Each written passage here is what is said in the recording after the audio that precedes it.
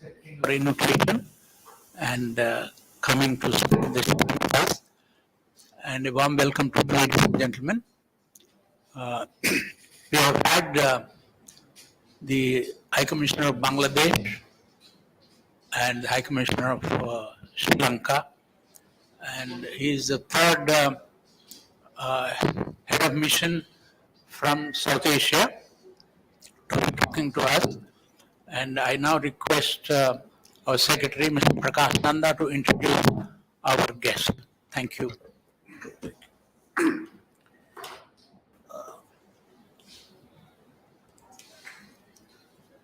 Thank you, Your Excellency. His Excellency is a senior economist. I think he's an economist by profession, and then, of course, turned diplomat. He was ambassador of Nepal to the United States from 2009 to 2014. He served as also the Vice Chairman of the National Planning Commission from 2002 to 2006. He has a PhD in economics from the University of Hawaii. His Excellency worked as a consultant to the Constitution Committee on the distribution of natural resources, economic rights, and public in helping to draft the new Constitution of Nepal.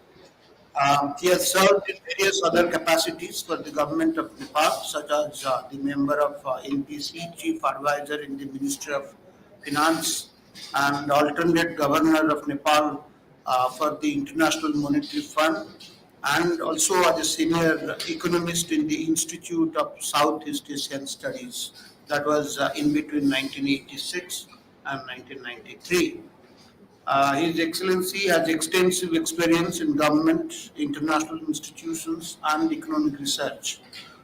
Before joining the National Planning Commission as a member in 1997, he also worked as a senior economic advisor to the Minister of Finance Nepal, a senior economist in the Institute of Southeast Asian Studies, which I have already pointed out, and a fellow in the East-West Center, Hawaii. He has also served as a professor of economics in the Center for Economic Development and Administration, that is of Tribhuvan University. So, welcome, Your Excellency. Yeah. I think half an hour. Yeah. Then You speak for 20 minutes, then we'll have a Q&A. Thank you, Prakash. May I now invite Your Excellency to speak. Thank you.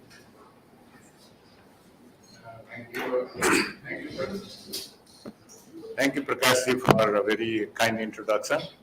Chairman and members of FCC South Asia and friends, it's a great honor and privilege for me to have been invited in this interaction program today on India-Nepal relations.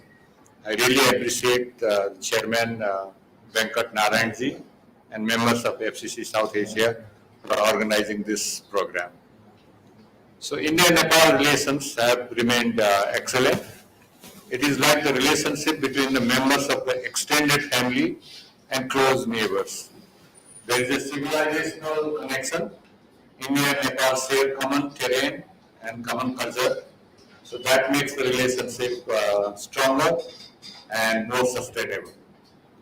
So if I come back to the historical and civilizational spiritual bonding between Nepal and India, we can say that Nepal is also influenced and linked with the Indus Valley civilization, and also what the anthropologists say is that by about 4000 BC, Tibeto-Burman people, either from Northeast India or across Himalayas, they also came to Nepal. But if we see some of the people across Brahmin and Kshatriyas who went to Nepal, that was around the 12th century,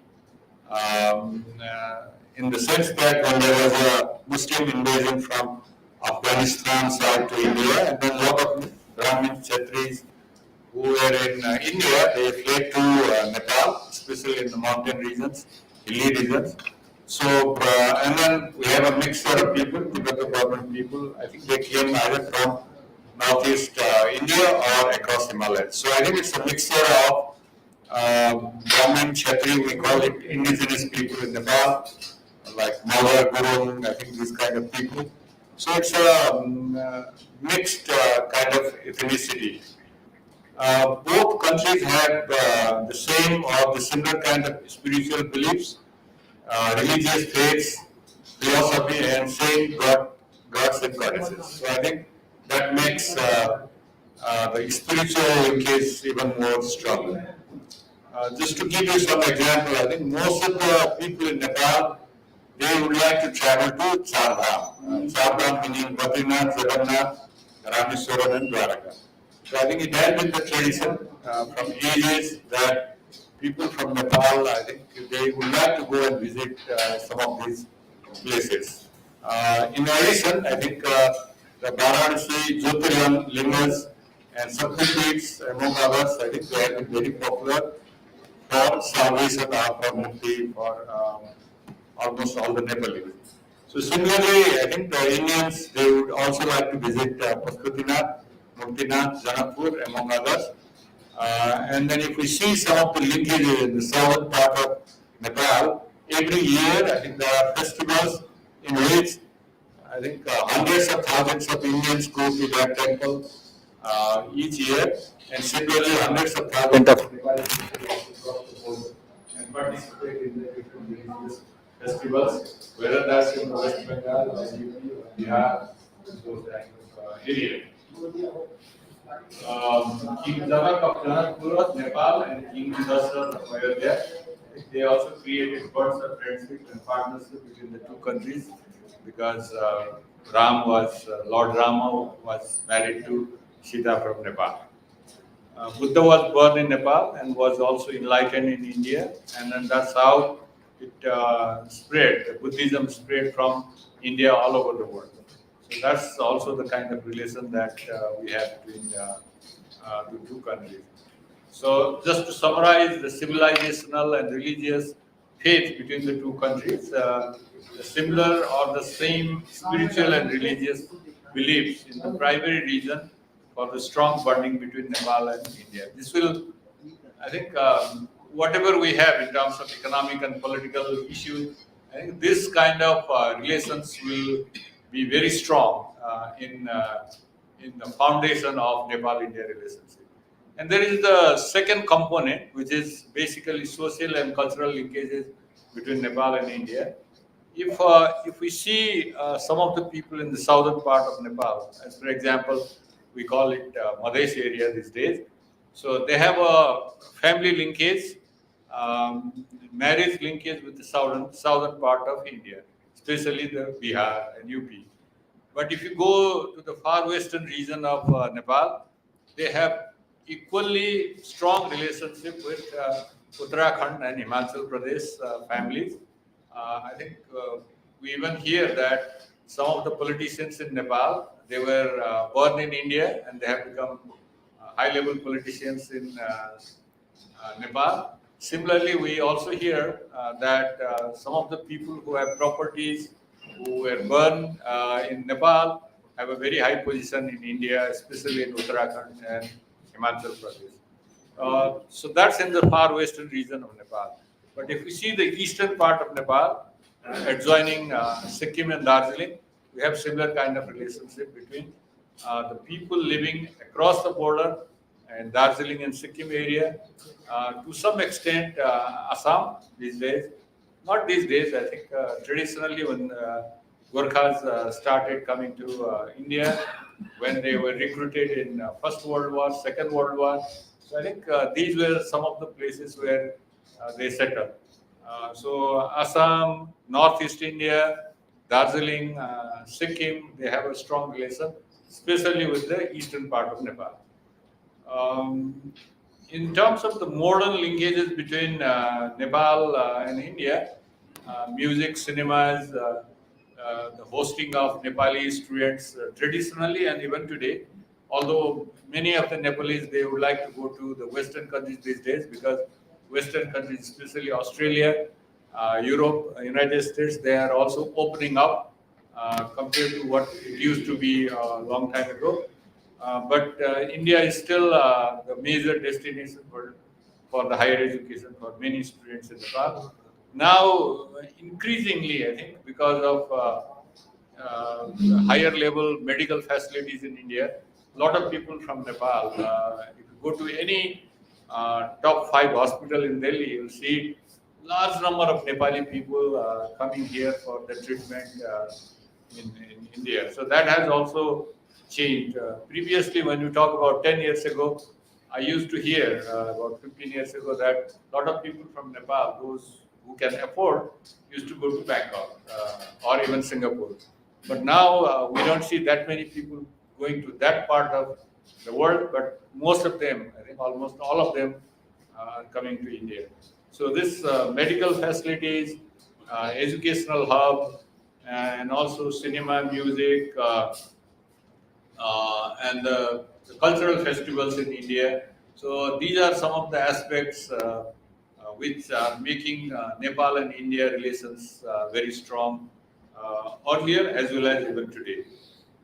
Political linkage, if we see the political linkage, the Sakyas from Magad area, Bihar, Lichavi from Vaishali, Bihar, Ranas, I think we call it Rana regime for about 104 years until 2051.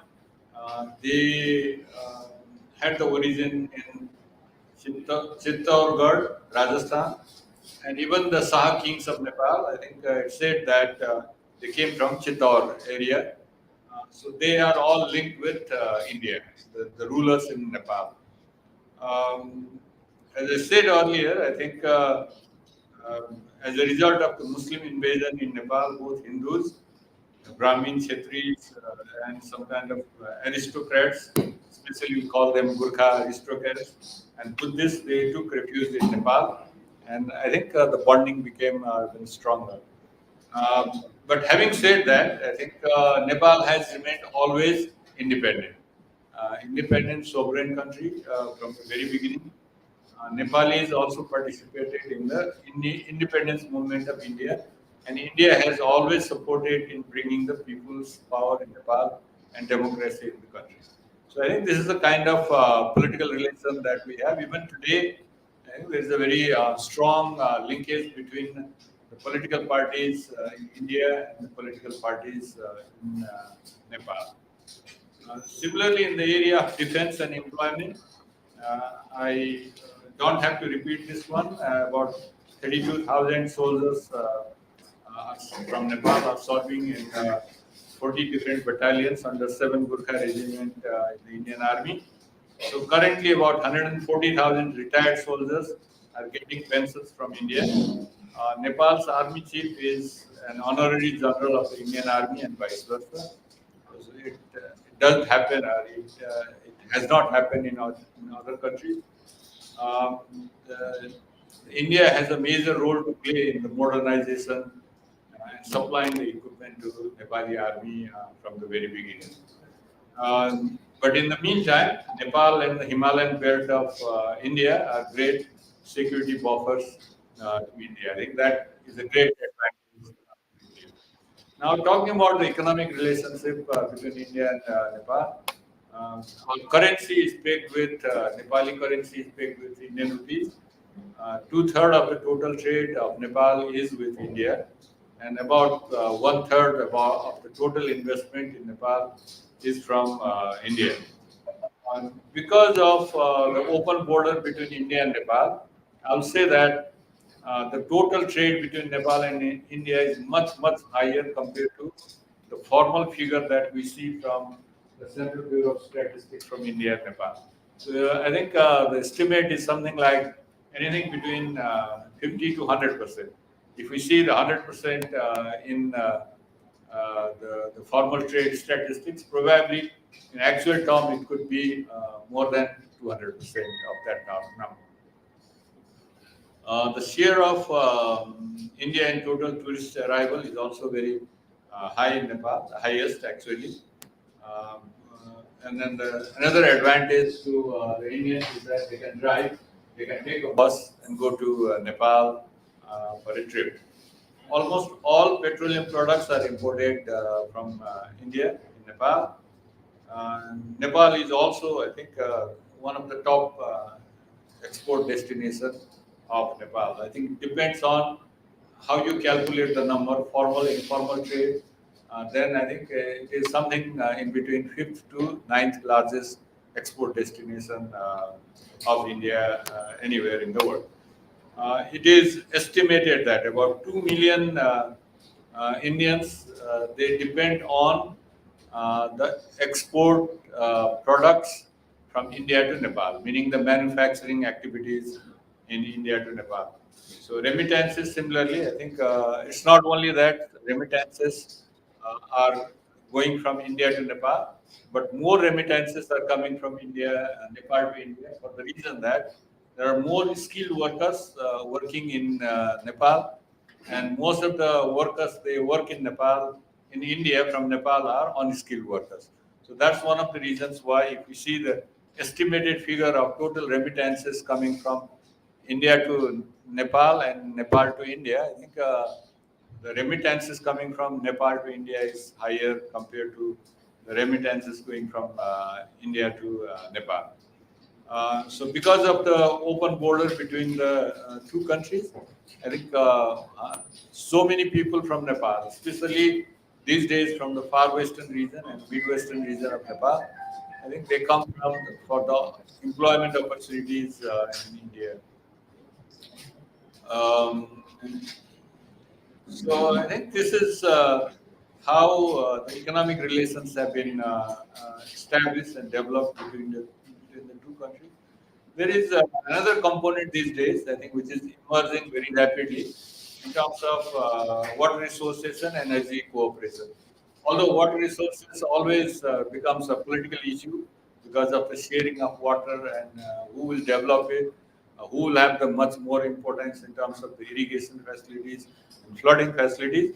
But anyway, I think more than 600,000 rivers flow from Nepal to India. I think they are not only the source of water supply, but also uh, I think the symbol of prosperity for both countries, because it is very important for both countries. They also create flood and inundation, but also I think the irrigation and electricity facilities provided by these rivers is enormous in both the countries. Now, India and Nepal they have decided to have accelerated pace in terms of the development of electricity uh, between the two countries and import electricity from Nepal to India. So at this point of time, within the last 1.5 years, there are about 7 new projects that have been handed over to the Indian companies. That's almost equivalent to 5,000 megawatt. There is another project called Pancheshwar project in the far western region of Nepal. So the work is going on that one. So if that is built, that is about 5,600 megawatt. So combined, if we combine these two components, uh, about 5,000 megawatt of 7 different rivers, and then 5,600 megawatt of Pancheshwar, I think it's closer to about 10, 11,000 megawatt of electricity generation within the near future, I guess. So that will provide enormous opportunity for Nepal to export to India. And not only that, I think India is also interested to have a electricity grid among all BBIN countries, plus other South Asian countries, and Southeast Asian countries to promote and develop the renewable energy. That happens, and I'm sure that will happen soon. It's not very difficult because most of the other regions they have already done that. Then I think Nepal can also diversify our export destinations, especially of electricity exports, even to other countries. So petroleum pipeline, in terms of energy cooperation between the two countries, there are 3 pipelines that one has been already completed. That's Motihari and Amlekhganj, and there are two more in the pipeline that has been agreed to be built jointly between Nepal and India. So that will also help in reducing the transportation cost of petroleum products from India to Nepal.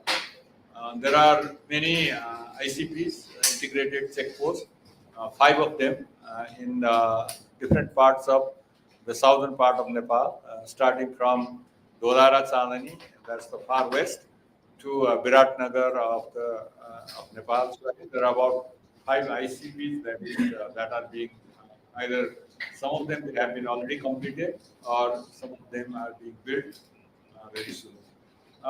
We are also working on the mutual recognition of quarantine certificates between Nepal and India because once in a while I think it creates some problem while exporting some of the primary products from Nepal to India and from India to Nepal. So if we have this mutual recognition of quarantine certificates between the two countries, that will definitely help, especially the farmers from both the countries in trading the primary products in the region. So that's also, I think, there has been significant progress in that area. The other area of cooperation between the two countries, which are again linked to trade and investment, movement of the people, is basically the connectivity. Uh, for the last 2.5 years, I think there has been two railways, especially in the southern part of Nepal, that has been built and then handed over to Nepal. The third one is Raxaul Kathmandu. The DPR of the survey has been completed.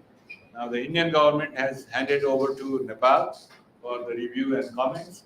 And then once the review and comments are incorporated in the DPR, then probably we'll be talking about the financing of the project by itself. Now, very recently, I think India has developed inland waterways to expand the transit options to the sea. So there is a possibility that Nepal can also be linked. And there has been already offer from India, and there has been some analysis done how much Nepal can save in terms of transportation and logistic costs using the inland waterways. If I remember correctly, I think there will be significant and substantial savings in terms of transportation costs using the inland waterways multimodal type of transportation system. So that's also one of the areas which is, I think, improving. There are few bridges and some road connection that is being also built between Nepal and India. And one of the new connectivity that has been proposed and signed between Nepal and India is on the cross-border payment system through the use of UPI. So India has already done with a few countries like Singapore, US, France, UAE, and very recently I think also with Sri Lanka. So Nepal has already done during the Prime Minister's visit 2 months ago in India. So in terms of the overall conclusion, what I can say is that so Nepal's dependence on India is very high, whether we talk about economic dependence or otherwise, family relations, it's very high. There are geopolitical issues these days. I think no doubt about that. I think especially after the Ukraine war, I think many regional power and superpowers, I think they have become very, very active these days. But despite all these geopolitical issues and challenges, India-Nepal relations have strengthened further, especially after the visits of the Prime Minister Devga last year to India, Prime Minister Modi's visit to Nepal in 2022 in Lumbini, and the recent visit of the Prime Minister Pushpa Kamal Dahal Prachanda to India. So, despite all those geopolitical issues, I can say that the relationship between Nepal and India has further strengthened. Socio-cultural interdependence and shared kinship, ethnicity, and cultural practices have helped to sustain the relationship between the two countries. Geographical proximity together with accessibility. I think we have the geographical proximity even with Tibet, but the accessibility is not that easy in the northern part. So, accessibility, open border between the two countries that have had a significant impact on the relationship between the two countries. Despite some political issues between Nepal and India. So, as for example, we have boundary issue, border issues. We have, I think Nepal wanted always to have the revision of the 1950 treaty. The emphasis provided by the two countries on economic issues in recent years are very important because these issues, 1950 treaty, boundary issue, it will take some time. But if we can jump towards the economic issues and have stronger cooperation in the economic issues, I think that will be more useful, fruitful in the short term to medium term, I guess. So the emphasis provided by the two countries on economic issues is very important. So if we see some of the agreements that have been done over the last 15 months, I think I can give you some example. Government to government, G2G agreement and fertilizer supply to Nepal. Two more hydropowers handed over to Indian companies. India agreed to take 10,000 megawatt in 10 years time from Nepal. Use of Indian transmission line to electricity from Nepal to Bangladesh, because Bangladesh is also interested in importing electricity from Nepal and also investing in some of the hydro projects in Nepal. So similarly, I think with the Indian emphasis to link electricity trade agreed with BBIN countries, other South Asian countries, including Sri Lanka and Southeast Asian countries, that will provide the enormous opportunity for Nepal for not only for exporting electricity but also in diversifying the market and maximize the benefit out of the market situation. Um, Use of Indian transmission line, yeah, to Bangladesh. High power transmission lines have also been are also being built between Nepal and India. So there is unused fund from India, Exim Bank, but now all the unused fund will be used in building the 4 new transmission lines in India that has also been agreed. 2 railways line, 2 petroleum pipelines, 3 additional ICPs. So I think these are some of the economic linkages and economic activities that have been agreed over the last 15 months. However, I think there are political issues. We also need to address them. In the recent visit of our Prime Minister of Nepal, Prasanna, PM Modi ji has said we will resolve all the issues, be it the boundary issue or any other issues, through dialogue. So India and Nepal have decided in that context to amicably resolve the long-standing boundary issues between the two countries. Plus, I think there is a report done by 2 groups of people from Nepal and India, established by both governments, agreed and nominated by both governments to review the 1950 treaty. This is called EPG report, Eminent Persons Group's report. I think that has still to be made public and see what are some of the priority areas of EPG report are in terms of reviewing the 1950 treaty and how they can be implemented. So I think these are the two political issues still remaining. The overall issues in terms of Nepal India, I think a lot of people in Nepal talk about rising trade deficit with India. But as I said earlier, the electricity trade, electricity exports from Nepal to India probably will have some significant impact in reducing the trade deficit between the two countries. Plus, this recognition of the mutual certificates of quarantine that will also be useful in, especially in exporting or importing, trading the primary products. We are also trying to see if we can have some industrialization in Nepal. I think at this point of time, the share of manufacturing sector in GDP is only about 6%. So if we can develop some kind of industrialization in Nepal, especially in the special economic zone, I think that will boost the industrial production in the country, whether that's in terms of import substitution or for exporting the products. I think that's one of the areas Nepal is also trying to emphasize. And there is a lot of interest, not only from um, India, but also from other countries to invest in special economic zone in Nepal, including from China and other, some of the Western countries. And there's another area, IT area. We produce so many and graduates in Nepal in the area of IT, but because of lack of big companies, IT companies in Nepal, many of these people are going abroad, especially Europe, Australia, and other countries, even to India. So I think that's one of the areas where we can also compete and develop to reduce the trade deficit between the two countries. There is always this perennial issue, flood and inundation in border areas.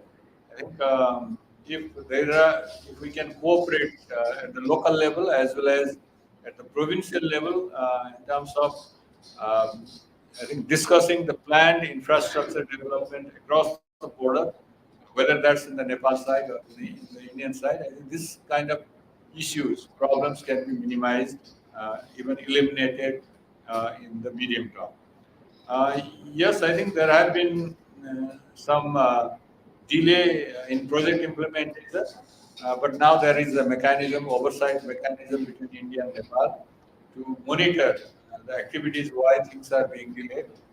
There are a number of reasons. If we talk about Exim Bank loan to Nepal, I think there are certain prerequisites. You can do this, you cannot do this. So I think that will make implementation a bit complicated. So we are also trying to see how we can simplify these kind of activities. And there is also one issue raised by Nepal, that's getting the additional air entry routes from India to Nepal. At present, we have only one route that's closer to Birgat. It's called Simra. So all the flights that come from western part of the western hemisphere, eastern hemisphere, they all have to come through that Simra air entry routes. But Nepal is also trying to get some other air entry routes, especially the Mahendranagar in the far western region, so that I think it will be less congested and more economical and operation-wise, in terms of time-wise, cost-wise, I think it will be more beneficial. As I said earlier, 1950 treaty and EPG report, they are always on the agenda. Some ongoing issues like boundary and border issues, so I think they are also there to be addressed. So I think I would like to stop here. I think probably this is just a review of what I wanted to say. Thank you. Thank you, Ambassador. I want to acknowledge the presence of Their Excellencies, the Ambassadors of Sudan and Somalia. Thank you for coming. Yeah, quite a few diplomats are here. Thank you very much for coming. And, the session is now open to Q&A. So the microphone, kindly raise your hand and wait for somebody to come. The microphone reaches, kindly identify yourself and then ask the question. Yes, Dinesh?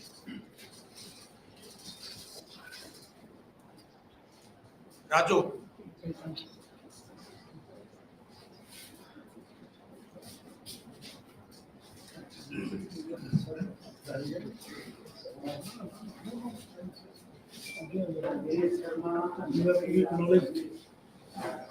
In spite of very strong relationship with India and Nepal, China remains only a problem between the two countries. How do you think Nepal will balance its relationship with India in influence of China?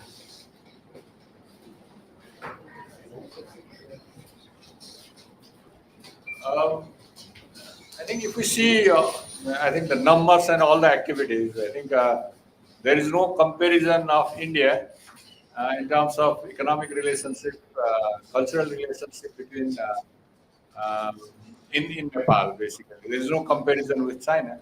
But China, I think, being not only northern neighbor of Nepal, but also becoming very rich.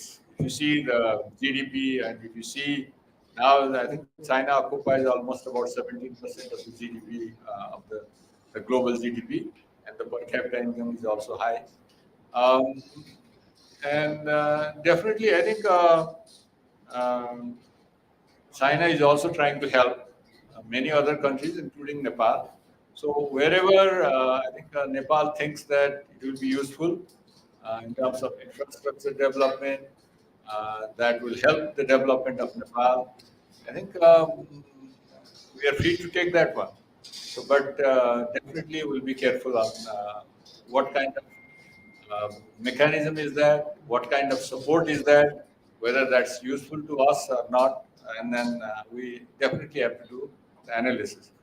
My feeling is that even if we are taking the World Bank loan, ADB loan, some of these loans, yes, concessional loans, but may not be very useful if you do the thorough analysis of these uh, loans and the projects, basically. So I think it's up to the country to prioritize and see which are beneficial to the country, the terms and conditions, and the rate of return, whether that's the economic rate of return or the internal rate of financial return on that one. So I think we are careful and we have to be careful of that. Thank you. Siddhant? Hi, sir. Siddhant from Vion. Sir, we saw India having its scheme, the Agnipath scheme, the Agniveers being inducted as well. But when it comes to Gorkhas, I believe there has not been any recruitment because the Nepali government has not taken a call. If you can give a status update as to what is the situation right now, are you in touch with the Indian side, and are we looking at some kind of solution? And so my second question, this is in news, that is why I'm asking you, the Seema Heather case, has this been discussed with the Indian side, or has the Indian side raised the matter with you? The second question, Seema Heather case, I think we have not heard anything from the Indian government side, in my embassy at least. Um, but I'm sure, I think they are doing their investigation on their one. Um, but talking about your first question on, your first question was on The Agniveer, sir. Agniveer, yeah.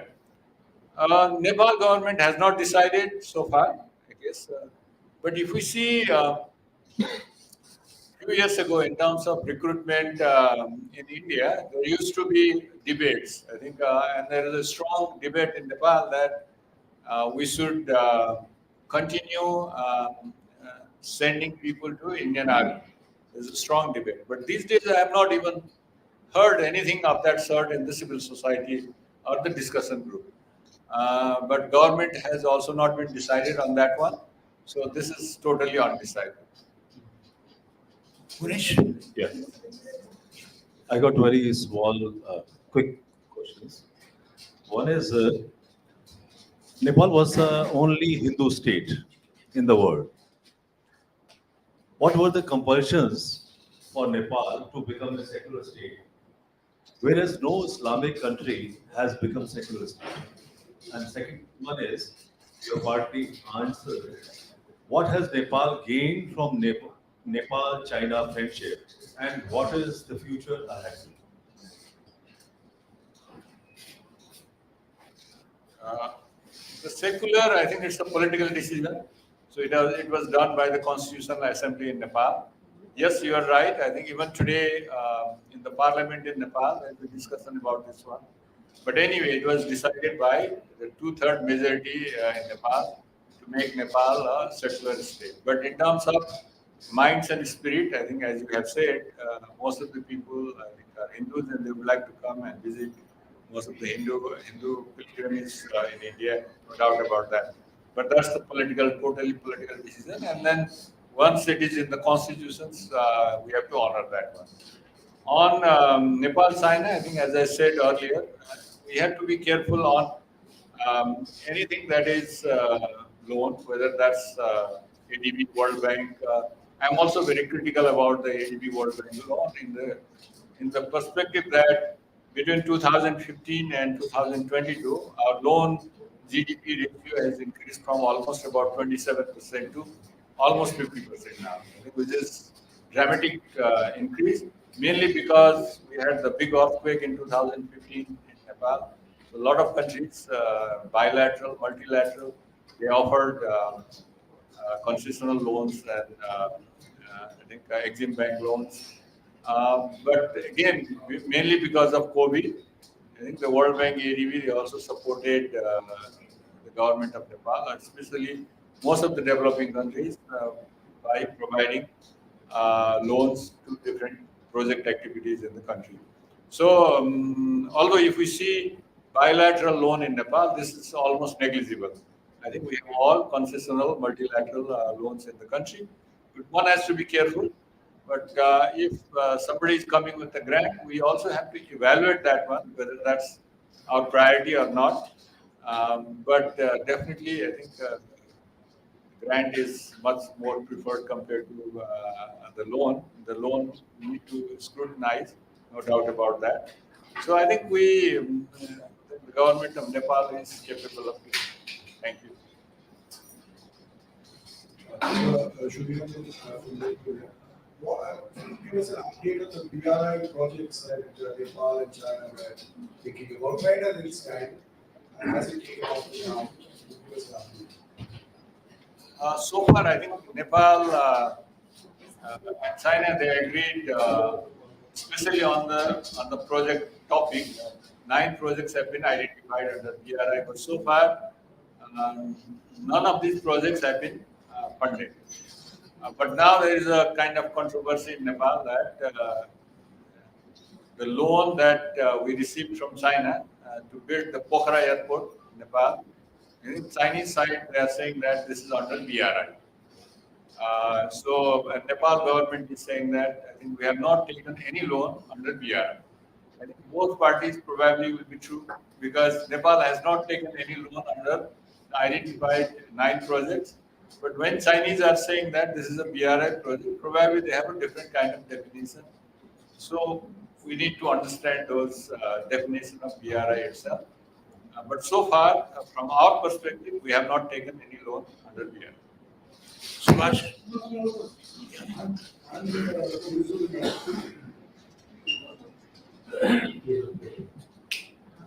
Can you hear me? I'm in the tourism industry and Nepal definitely is one of the most beautiful countries on this planet.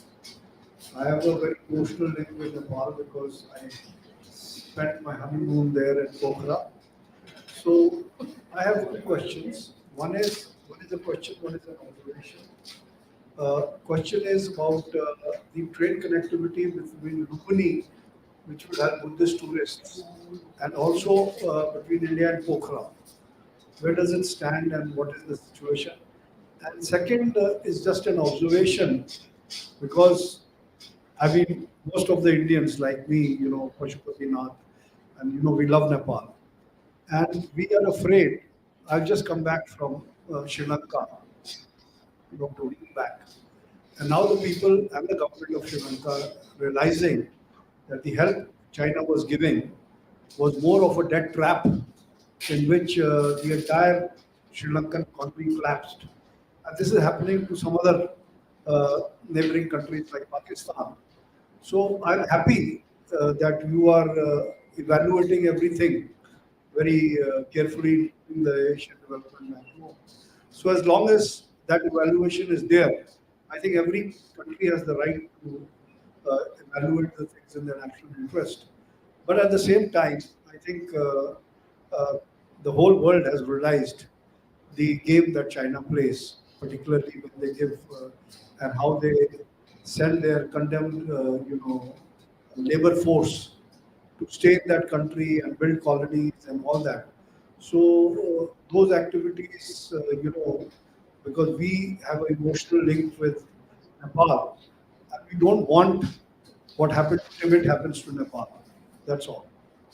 As long as it remains a buffer. So about this train connection between Lumini Pokhara, I think we have not heard anything so far. I think there was some proposal from one of the NGOs long time ago, but since then nothing has been done. No work has been done. But nothing has. We have not heard anything on that one. But then thank you for your observation and remarks on TRI. Thank you. Your Excellency, India and Nepal are neighbors, but I am also a neighbor in Delhi with you because I just stay next to the Nepalese High Commission. So I have traveled with Prime Minister Chandrasekhar, who had very cordial relations with Nepal. I was in the Doordarshan team, and of course, I've been ex-additional Director General of Doordarshan News. I would ask from you that from the monarchy till the democracy, till we are the Republic of Nepal, why is it that there is an element of suspicion in diplomatic relationship? Do you think that we can have a very positive and, of course, being the largest open border, the relation between India and Nepal, also their neighbors, will continue. But do you think that we could do something on both sides to make it stronger and more positive and more trusting? Good question. I think it can be done. So as I said, I think there are some of the issues between Nepal and India. I highlighted 4 or 5, and among them, I think some of them are economic. Some of them are, I think, related with 1950 treaty, and some of them are related with the boundary border issues. So they all can be addressed. They all can be solved. I think that's what I think the Indian government is also saying. I think the diplomacy and dialogue can solve all these problems, but it needs to be done a bit faster. So, but it will take time, no doubt about that. It can be done, but I think the relations between, if you see India, Nepal, or even bigger countries, Canada, US, I think you see similar kind of thing to some extent.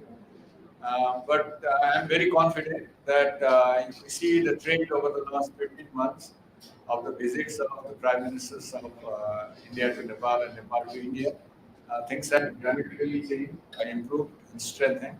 The same way, if we work on the other areas, definitely I think our relationship could be even much more stronger and more sustainable.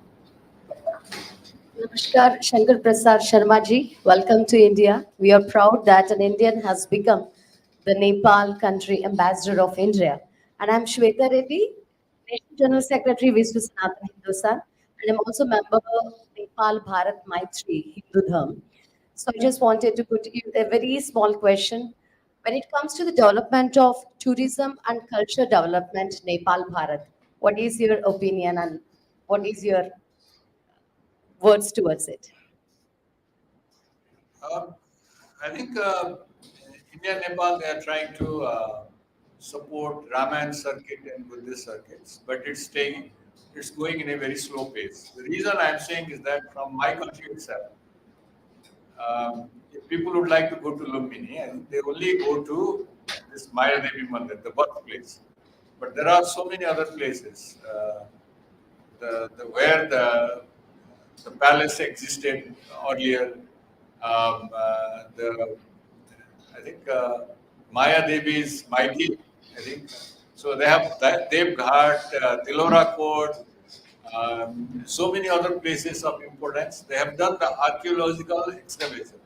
But in terms of developing them as a tourist spots, it has not been done. Despite that, it has excavation was done long time ago. So similarly, some of the products, I think Nepal is very famous in terms of adventurous tourism, but we also need to improve upon infrastructure, as for example. Sharmaji, usually Nepal is being chosen by the so many monks to do the meditation also. For that kind of people, what kind of special arrangements will the country do? No, I think if we see Vipassana and those kind of meditation activities, mostly they are done by Buddhist organizations in Nepal. Although in Nepal, I think there is a strong relationship between Buddhism and Hinduism. For example, in Buddha Purnima, being a Hindu myself, Yeah, I think I go and celebrate Buddhist festival. Similarly, all these Buddhist people, they come to Pashupatinath. So we have a very cordial relationship between these two religious groups. There are plenty of areas. I cannot name you this number one, number two, number three. There are plenty of areas where people can go and do meditation, yoga. What is your favorite temple at Nepalji? Last but not the least, and who is your favorite god? Favorite is definitely Pashupatinath, no doubt about that. Great, great. I live very close to Pashupatinath. Thank you. Yeah, yeah. Thank you, thank you, thank you, Jai Shri Ram. Namaskar, Your Excellency. I am Rakesh Kumar, Member India Society of International Law. Just like India is increasing its trade partnership, economic understanding with many other countries, how far these steps are taken with Nepal, its oldest business ally, to increase the prosperity and mutual sharing of the trade and the other economic free trade agreements. Thank you. In terms of free trade agreement, I think anything that is produced in Nepal, except for 4 items, I guess, arms, ammunition, liquor, perfumes, tobacco, I think except these four, anything that is produced, manufactured in Nepal can come to India duty-free, quota-free. There are a few items now. I think India has put some quota, especially uh, edible oils, things like that. But otherwise, anything that we can produce, we can export to India. But I think we have some customs duty for Indian products. The balance here is very difficult. The reason is that we have a very high customs duty for Indian products. Then, because of the open border, more than 1,800 kilometers, then I think you get all the goods smuggled. The Indian and Nepali businessmen, they will be rich, but the government will be poor and the poorer. I think the customs duty that we are imposed has been very, very low. So that's one of the reasons why India has become the dominant trading partner with Nepal. Nepal, in terms of exports, I think we export mostly primary products. So that's the reason why I think I was mentioning about the mutual recognition of quarantine certificates. But in addition to that, I think there are some manufacturing units like Dabur Nepal. I think there are Unilever. There's so many other companies, manufacturing companies, they export manufacturing products to India, taking advantage of that almost, I would say, almost free trade agreement between the two countries. Now the emphasis has been more on hydroelectricity development and imports to India. I think both countries will win. India will win in terms of the use of renewable energy. Also, they can save on generation cost, investment in that area. So Nepal can gain in terms of overall revenue by selling electricity to India, Bangladesh, number of countries. So that is being that has been given more priority this year. So I will definitely say that the trade relation between Nepal and India has enhanced significantly. And then if we see over the next 5 to 10 years, I will say that it will increase even more strong. Myself, Dr. Rekha. I want to ask a very small question. What are the archaeological relationship nowadays in India? And second one is, majority Nepal is exporting electricity to India. It is because of lack of industrialization or what? Because Nepal can use many ways electricity in the agriculture field also. Because nowadays agriculture is also like an industry or like to grow and etc. Archaeological, I really don't know that, but I see a number of universities coming from the Western countries, whether that's in Lumini or Pashupatinath area, number of those Western university people are coming and doing some that's what I see in the newspaper, but I am not very sure about the relations between India and Nepal. in modern times. Previously, yes, I think there are a lot of unions we have.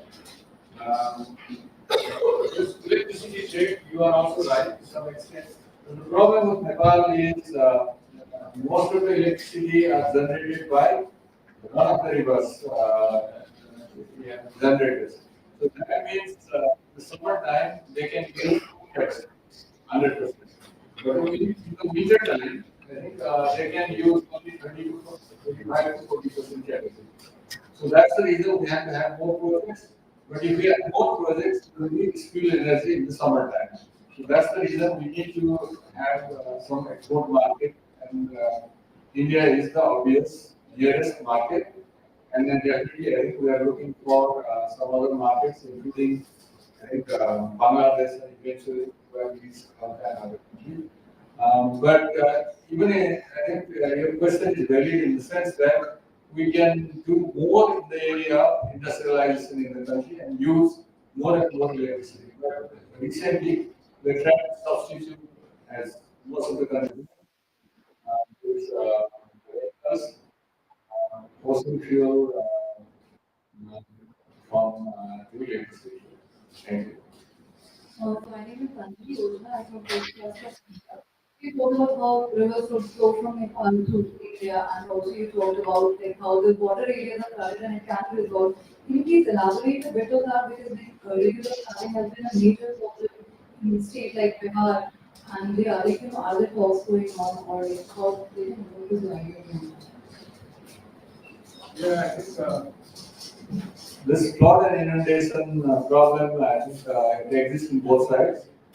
But some of the smaller activities, like if I go on the list, even in the Nepal side, there could be about 100 different action points on flood and inundation, because there are some infrastructures built in the Indian side, and I think we don't know who is building that. There has not been any dialogue and discussion on that one. But in principle, I think both groups, they are supposed to discuss at the local level what they are doing and what will be the implication to the other countries. I think except for the bigger projects. So that's what I think both countries are providing emphasis. And for the areas where there has been already done some damages, I think they are trying to construct some dams or some other preventive measures in that area. The bigger one, I think it's always a big problem. Environmentalists will also, I think, ask different questions on making the big dams in the country. So the discussions are going on, but not moving towards the concrete conclusion. That's what I think.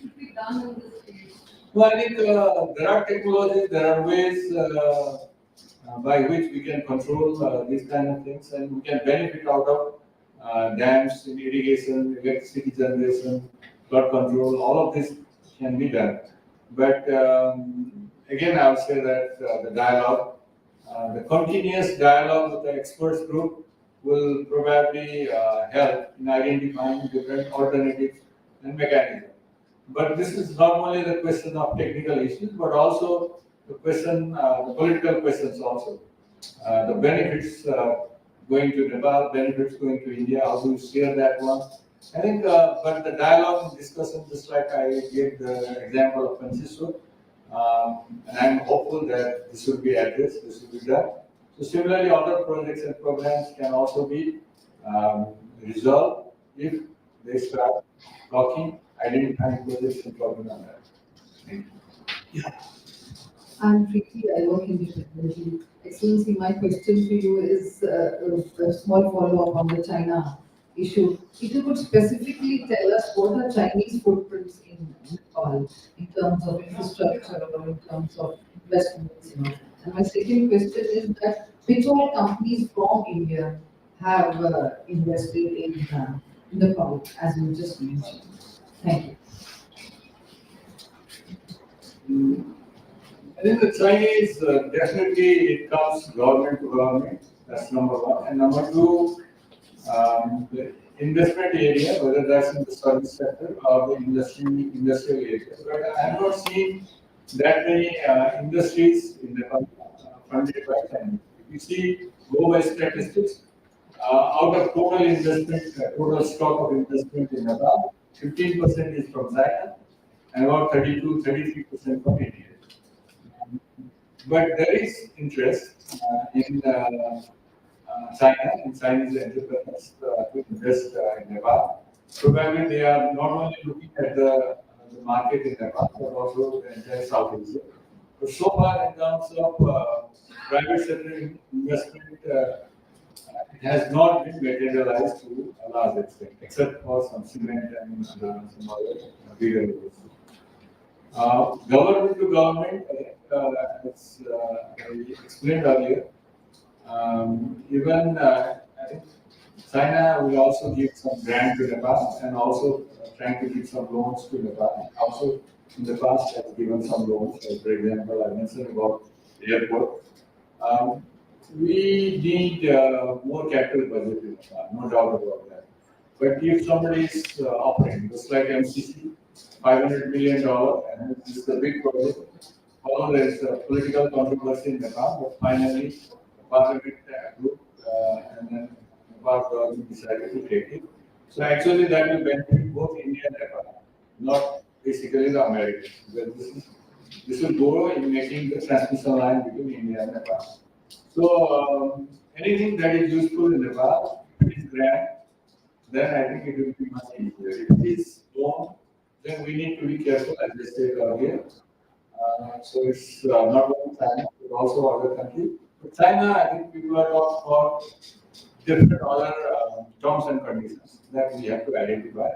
These days, internationally, there is some also suggestion, not only for the receiving countries, but also for donor countries to analyze upon the benefits, environmental considerations, and the overall economic, macroeconomic situation of the receiving countries. So all the countries, that's ideally, if all the countries follow that, that will be the best. But otherwise, I think the receiving countries, they have to do the analysis, no doubt about that. But in terms of activities, just to summarize, I have not seen that much of activities of China these days, whether that's in the grant side or in the foreign direct. Indian investment in Nepal, I think the problem of the Indian companies is that they cannot compete with most of the other companies, like especially Chinese companies, is coming to the construction activities. So it's not only Nepal. If you see the record in all of South Asia and other countries, I think Chinese are way ahead of other countries in terms of getting the contracts. So I think that's true even in Nepal, basically. But the Indian companies, I think hydropower now, they are doing very good in that area. And as I said earlier, give you the statistics. In terms of investment in Nepal, India is much ahead compared to any other country in the world because of proximity, language, food, I think free movement of people from India to Nepal. So I think India always has additional advantage in investing in Nepal. Your Excellency, I'm Ravindra Kumar Dedwar. Coming to floods and hydroelectricity, let me be a little more specific. What is Naraini in Nepal is Gandak in Bihar area, and regularly it causes havoc as far as floods is concerned. And the reason which is quoted is Vaisa-Lotan project, which is a small storing capacity.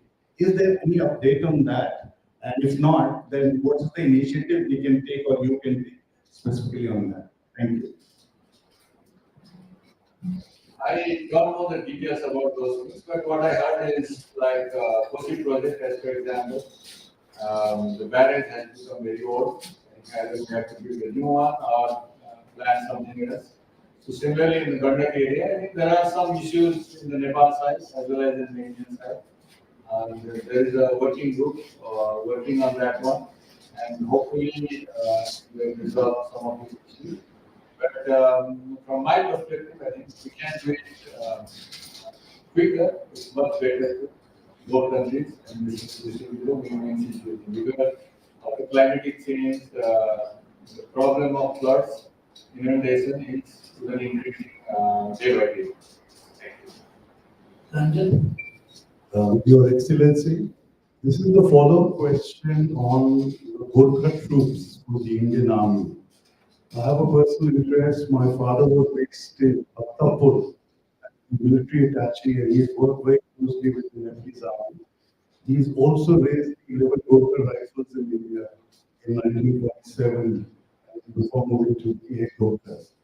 You said there's no discussion currently on about the Gorkha troops coming to India. Does that mean it's a closed subject, or is this likely to be revived? And is there a possibility of the Gorkha troops coming to India again from Nepal? I don't think this is a closed subject. India has, I think, developed some kind of mechanism in Agnipath. We'd like to utilize the same mechanism to the recruiters from Nepal. And Nepal is saying something different, like we would like to go for the older kind of system and mechanism. So, and that's what it is, and it has not been closed, but I have not seen any serious discussion going on between the two countries. So I will say that this is pause in the pause stage. Thank you. Ambassador, I have a question. There is a proposal to connect by railway Tibet and Nepal, assuming that the Indians and the Chinese will sort out their border problem sooner than later. Do you foresee this rail connectivity happening? And can one travel by train from Beijing and via Kathmandu come to Delhi? 10 years down the line, 20 years down the line, I don't know what. I know, I think now the Chinese are doing the survey on this one also. So after completing the survey, then we have to find out the feasibility of this train. That's number one. Number two, the financing mechanism. Who will finance? How it is financed? So that's the second question. At this point of time, I cannot say anything on that one. But what Chinese are saying is that it's expensive, but technically feasible. So let's see.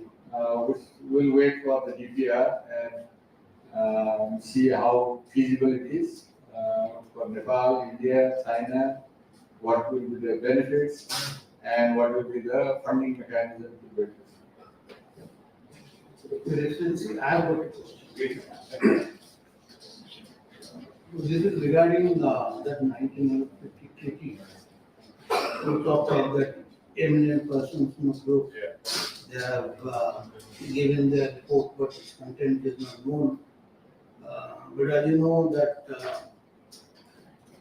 it is Nepal which traditionally has had some reservations about that treaty, not from the Indian side. And then the Indian side did say that some of the provisions of that treaty have already been diluted, like in the case of Nepal importing arms or transferring arms. So my question is this: if this treaty is an unequal treaty between the two countries, and we have been hearing a lot about that, particularly from the Nepal's side, is it not time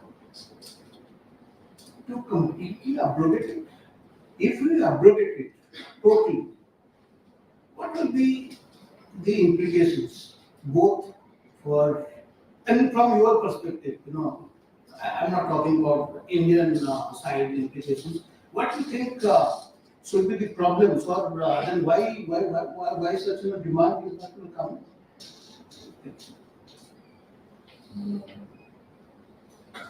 Yes, I think there has been several articles and analysis done in this area, both by Nepali scholars as well as Indian scholars, saying that this is, yes, unequal, and this was done long time ago, 1950. So we probably need to revise it. But that's the reason why this scheme was formulated by two countries, India and Nepal. But we have not been able to see what they have been doing, whether there's a possibility that they have suggested totally abrogation, we don't know. So let's wait and see when this is made public, and then see what can be done among those suggestions that have been provided by a group of eminent persons, both countries, India and Nepal. So before that, I think at this point of time, very difficult to say. I think that will be only hypothetical. So I would like to wait and see the report. Thank you. May I invite Simran to propose a vote of thanks? Sir, very big thank you to you for being here with us today this evening for this really wonderful discussion. We had so many questions and you very patiently at length answered all of them. So big thank you from all of us. And also this session was streamlined live on the Facebook page of FCC. So if anyone wants to go back and check out the recording, it will be available in the archives section. There's a small request that if anyone does a report on this interaction, please do mention that this interaction took place at the Foreign Correspondence Club of Plantation. Also, I would like to thank the ambassadors of Sudan and Eritrea for being here with us today. Thank you so much. Once again, sir, thank you so much for coming and being with us. I wish to present a memento to the ambassador for coming and spending time with us.